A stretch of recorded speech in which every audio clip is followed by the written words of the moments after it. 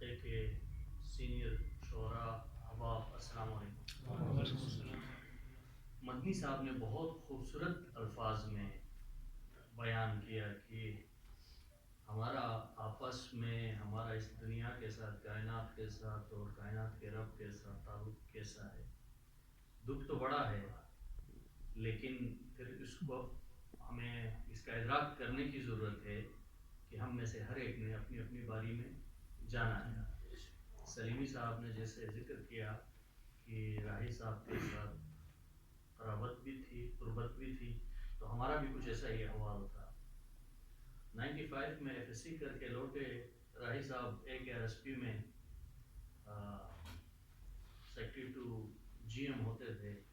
ہماری تقریباً شامیں وہاں گزرتی تھی، ہم ابھی نوآموز تھے، لکھ رہے تھے، اور راہی صاحب کا کمال کا برداشت تھا کہ ہم لکھتے جاتے، سناتے جاتے اور وہ داد دیتے تھے۔ اس میں کنجوسی انہوں نے کبھی نہیں برتی، تو بہت کچھ سیکھا۔ اور جیسے ابھی بلکہ برفردار نے یہاں بتایا کہ 50-60 سال کی زندگی میں راہی صاحب سے کبھی کسی کی برائی نہیں سنی۔ یہ ہمارا بھی ذاتی تجربہ رہا کہ کبھی ایسے متنازع چیزیں چھیڑتے نہیں تھے۔ کسی شخصیت کے بارے میں اچھا بولیں گے تو بولیں گے، برا کبھی ہم نے نہیں سنا۔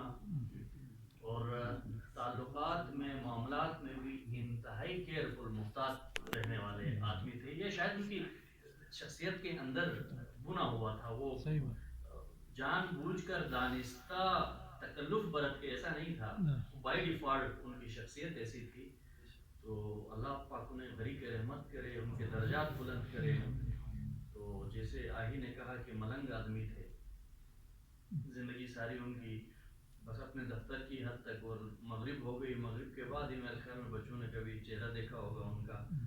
دن کو تو وہ اپنے کام سے متعلق ہوتے تھے، بلکہ چھٹی والے دن بھی اتنے زیادہ کمیٹڈ تھے اپنے دفتر، اپنے کمپیوٹر اور اپنے چیزوں کے ساتھ کہ وہ رزق حلال والا معاملہ پورے کا پورا ان کی شخصیت سے نظر آتا تھا کہ جو بھی انہوں نے کرنا ہے وہ کمیٹڈ۔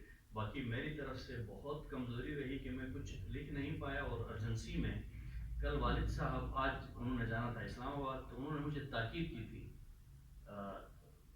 ضیاء صاحب کے حوالے سے بھی کہ شاید ان سے بات ہوئی تھی، تو انہوں نے کہا تھا کہ آپ کا ہونا چاہیے۔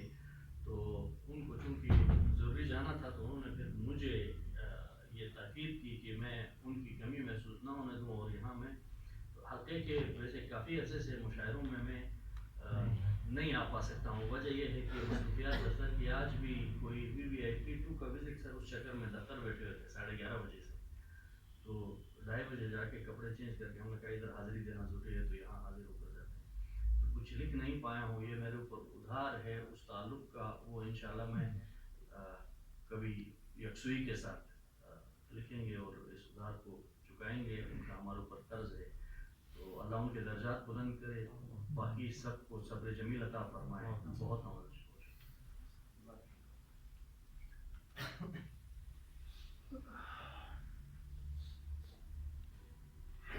بہت بہت شکریہ ظفر صاحب۔ اور واقعی رات کو ہمارے بڑے بھائی عبدالخالق طاہر صاحب سے میری بات ہوئی، تو مجبوری تھی چونکہ آج ان کو ادھر جانا، اور پھر کل ان کا علاج کے حوالے سے شاید ڈاکٹر تھرڈ ٹائم تھے، اور انہوں نے مجھے بھی یہ کہا تھا کہ میرے طرف سے معذرت کرنا اور خانوادے سے اظہار تعزیت بھی کرنا کہ مجبوراً میں جا رہا ہوں۔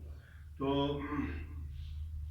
سلسلے کو ابھی آگے بڑھاتے ہوئے میں مولانا خلیل قاسمی صاحب سے میری گزارش ہوگی کہ چونکہ آپ قربت قرابت میں آپ بھی رہے ہیں، تو ان شخصیت کے حوالے سے اپنے خوبصورت خیالات کا اظہار فرمائیں۔ مولانا قاسمی۔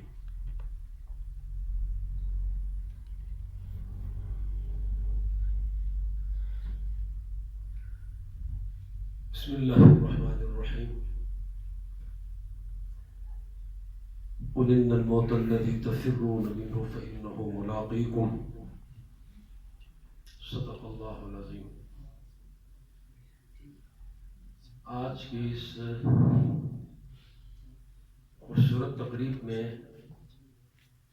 میں وہ کی شاعر تو ہوں نہیں، البتہ اپنی گفتگو میں اشعار کو کوٹ ضرور کرتا ہوں، لیکن آج اس پوزیشن میں بھی نہیں۔ میں حلقے ارباب ذوق خاص کے صدر محترم اور ان کی ٹیم اور آج کے مہمان خصوصی اور آپ سب حضرات کا تہ دل سے مشکور ہوں، اور ایک بات عرض کرنا چاہتا ہوں، وہ یہ کہ حلقے ارباب ذوق نے اس گلگت بلتستان میں لگ بھگ 40 سالہ اس دور میں امن و آشتی کے جو پھول بکھیرے ہیں، جس کی وجہ سے گلگت بلتستان کے حالات کچھ بھی ہوں،